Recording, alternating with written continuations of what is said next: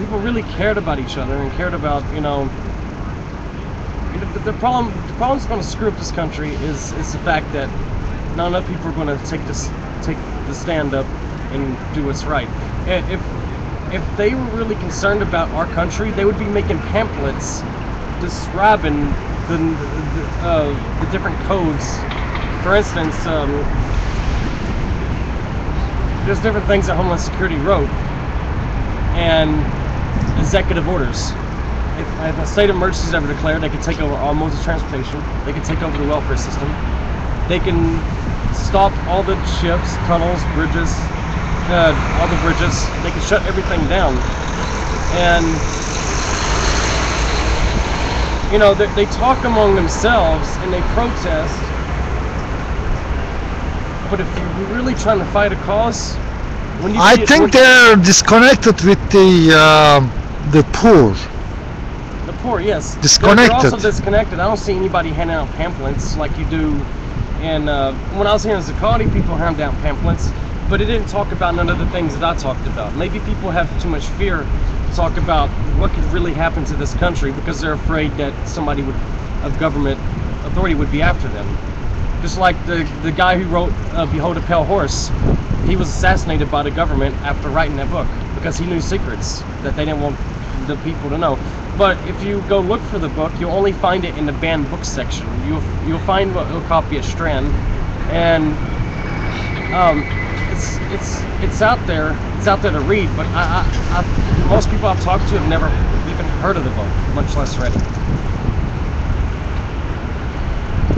Why do you think the Occupy is disconnected from the poor? From the poor? Yeah. They probably got irritated because when Zuccotti was a park, there was a lot of people that came from jail. They came here and they just got released from jail, and the other people. They are underclass. They are underprivileged people. Exactly, you know. Homeless or ex-cons or jail, this and that. Who's gonna take care of them? Who's gonna organize the poor? I talked to one of my friends. They call him Shoe Shine because he shines shoes. His name is Alec, and he said that they even stopped the churches, even stopped and kicked them all out to beat the homeless that were trying to be part of the movement too. Right. The homeless were they were not allowed to go to church. Now, I would call that a little bit hypocritical. It's still winter time. Why can't the churches open their doors for the people in need? Church. First of all, why did they even talk with the church? Because we could have after this place is Occupy gets enough donations that they could help out people in need that won't be part of the movement. After the eviction, we always had a place in Occupy Newark, New Jersey. Yeah. We could always stay there, but they closed the Newark, Occupy Newark, because they claim that Occupy Newark is not doing any political activity. Yeah. I mean, no political activity. They close it down. It's good to be productive, but you know, you're always going to have people that come in there and try to mess up things. That's just a part of life. We could have them very active. We could make them very active. Very active. Yeah, all they needed is metro card and reason to come here, which is food. Give them food here and metro card. So they go there, they sleep there, whatever, they come back, eat, and back and forth. The 500,000 disposable coffins outside Atlanta and in Houston and in New Jersey, they're too big to be a coffin liner. Really? So, you know, they're actually inexpensive coffins that are just sitting out there, you know, I guess waiting to put dead bodies in, you know?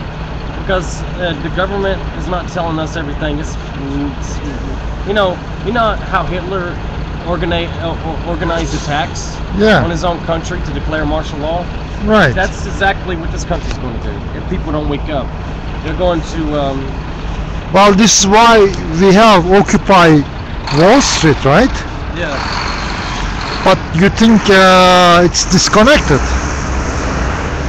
I think Occupy is more disconnected than it could be. You know,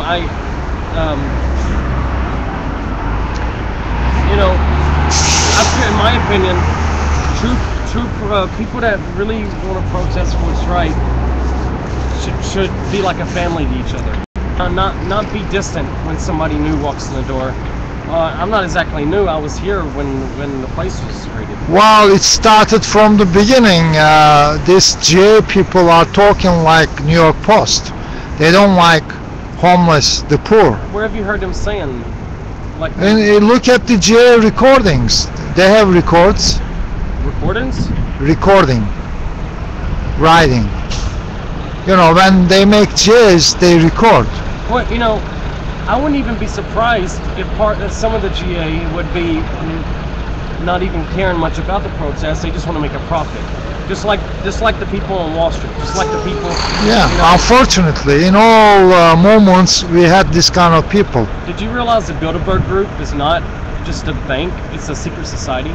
Yeah, I know. Just like the Freemasons. We can And change there's this. about 10 secret societies. We can change this, though. We can change the world. The right people can change it. Right But people. you know, nobody go into Occupy Wall Street and ask them, are you going to risk would you risk your life helping your country, knowing that the CIA might put a bullet right through your fucking head, and would you risk that to make this country better? Would you risk getting assassinated by the government? Because they don't want you to advertise this. They don't want you to advertise that, because what they want to do is control the mass population. You know, this country is headed towards a repetitive state. The Holocaust happened reprehensive? like I said, Yeah. you know? And Well, we can change this. Right people can change that. Another question: Why are these old World War II Japanese concentration camps and these new, what look to me like prisons, but they're empty, and there's at least 800 of them around America. Alaska holds the biggest one. It could hold up to 2 million people. Oh, yeah, that's interesting. We can change this. The right people can change it. Right people. But We can change risk it getting right killed by here. the government, yes. We can do this And peacefully. you go ask any of those occupiers if they're willing to risk their life. No, they're not willing to risk their life. You know, they're not willing to put the trash behind bars and put new people in our Congress and start a good country and keep the constitutional rights like they were in the beginning. You know? We can change this actually very peacefully. We could. People think that they can change it peacefully, but Yes. you know.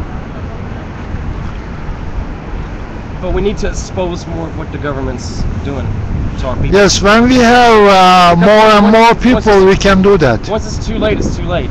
You know why? You know, ask yourself a question. There was even a police officer out in the west part of America. I forgot what state it was. He even made a YouTube video of how, you know, he's probably risking his own safety by saying this on a live video. But a police officer himself admitted that the CIA has a hit list. If you have a red, and they say sometimes he's had friends and people he know and other people that claim that they get a red dot on their mailbox or a blue dot on their mailbox. Well, the red dot pretty much means if martial law is declared, 4 weeks before it's declared, they'll drag you out of your house and shoot you in the head. If you're on a blue dot, when martial law is declared, they'll drag you out of your house and throw you into a FEMA camp indefinitely, and you could possibly be exterminated too. Now, if you have a yellow dot on your mailbox, then that means that you're going to be a slave to modern society and you're going to do as told. Basically, you're not going to question the government. You're not going to question what's going on.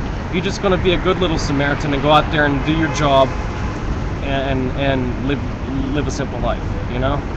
And, you know, people think, no, this can't happen in America. It can't happen. Look at history. Look how many places that were powerful. So America, they think America is so like clean. People think they're going to be able to go to their Starbucks tomorrow and drink their lattes. Oh, okay. And you know, they think that none of this could ever happen. But if there is a state of emergency in this country, like I said, all modes of transportation can be taken over by the government. all gardens, anything that grows food, like, you know, gardens, greenhouses, all those can be confiscated. The welfare system will be taken over. You know, there's a lot of things.